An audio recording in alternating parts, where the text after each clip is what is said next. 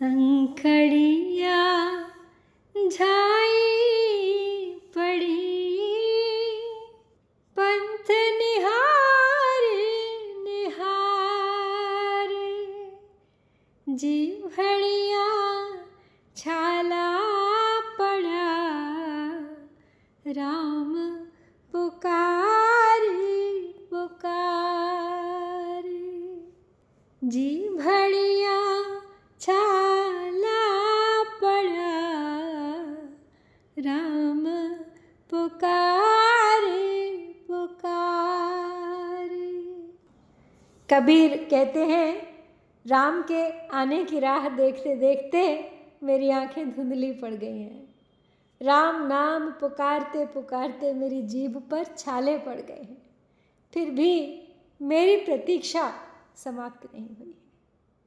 यहाँ पे आँखों का थक जाना केवल शरीर की थकान नहीं है, ये उस भक्त की प्रतीक्षा है जो हर क्षण यही देखता है, शायद आज प्रभु आएंगे।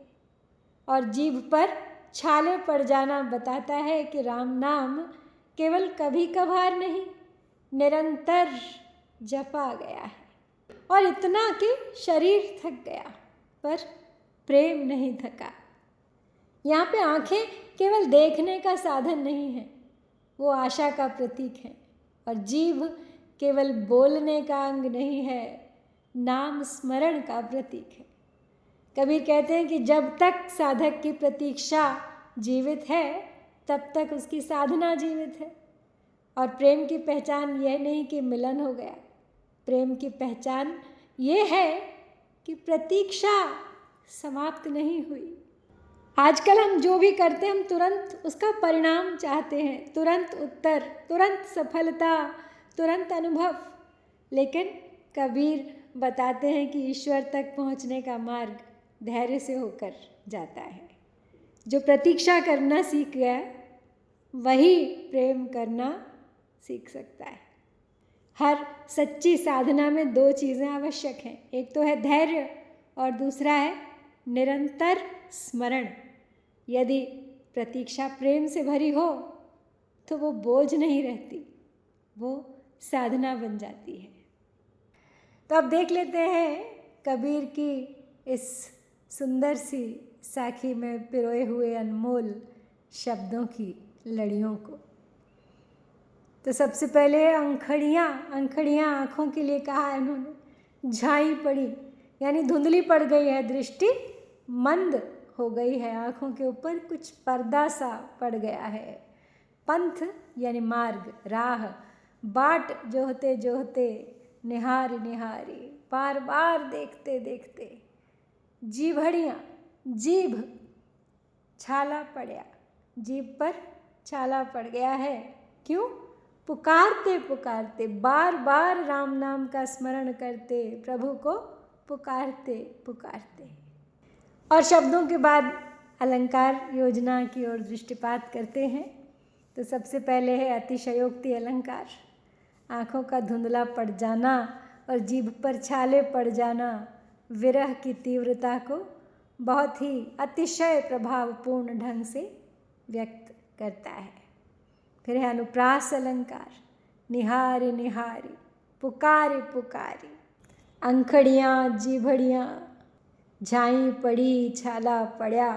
ड़ वर्ण का भी बहुत ही सुंदरता से प्रयोग किया गया है, जो अनुप्रास की अनुभूति हमें करा रहा है। शब्दों की पुनरावृत्ति से भाव की गहराई और लय दोनों ही बढ़ जाते हैं। फिर है तीसरा प्रतीक अलंकार। आँखें प्रतीक्षा का प्रतीक हैं और जीभ नाम स्मरण का प्रतीक। चौथा है पुनरुक्ति प्रकाश अलंकार। निहारी निहारी, पुकारी पुकारी की पुनरावृत्ति निरंतरता का प्रभाव उत्पन्न करती है। और सदा की तरह अंत्यानुप्रास तो है ही। निहारी पुकारी, दोहे के दोनों चरण एक ही प्रकार के स्वर से अंत होते हुए। और अब करते हैं भाषा की बात कबीर की।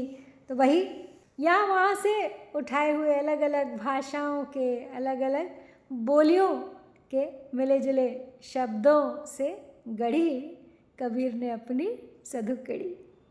शैली है उनकी रहस्यवादी भक्ति, विप्रलम्भ श्रृंगार और शांत रस से भरपूर, माधुर्य गुण से सराबोर। और सबसे बड़ी विशेषता तो यही है कि लोक भाषा में इतने मार्मिक और इतने भाव प्रधान अभिव्यक्ति दर्शाने वाले कबीर के अलावा और कोई नहीं। तो एक बार दोहरा लेते हैं कबीर की इस साखी से हमें जो मिला है संदेश। तो वो पूछ रहे हैं साधकों से कि क्या हमारी प्रार्थना केवल तब तक है जब तक उत्तर नहीं मिल जाता, या हमारा प्रेम इतना गहरा है कि प्रतीक्षा भी हमें प्रिय हो जाए। तो कबीर की इस साखी के साथ साथ हम सब के भीतर भी जो एक भक्त, एक साधक छिपा है, अब वो अपने आप से प्रश्न अवश्य करेगा कि क्या हमारी प्रार्थना केवल तब तक है जब तक उत्तर नहीं मिल जाता, या हमारा प्रेम इतना गहरा है कि ये प्रतीक्षा भी हमें प्रिय हो गई है और ये नियम टूटता ही नहीं। राह जो प्रेम से देखी जाए वही अंततः प्रभु तक पहुंचती है। प्रेम की पहचान मिलन नहीं, प्रतीक्षा का धैर्य है।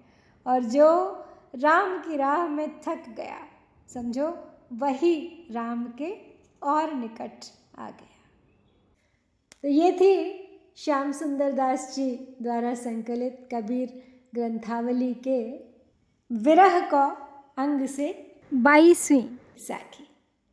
शीघ्र लौटूंगी अगली साखी के साथ। आज ही के दिन प्रतीक्षा कीजिएगा, बने रहिए इस यात्रा में मेरे साथ अंत तक। जय कबीर, जय भारत।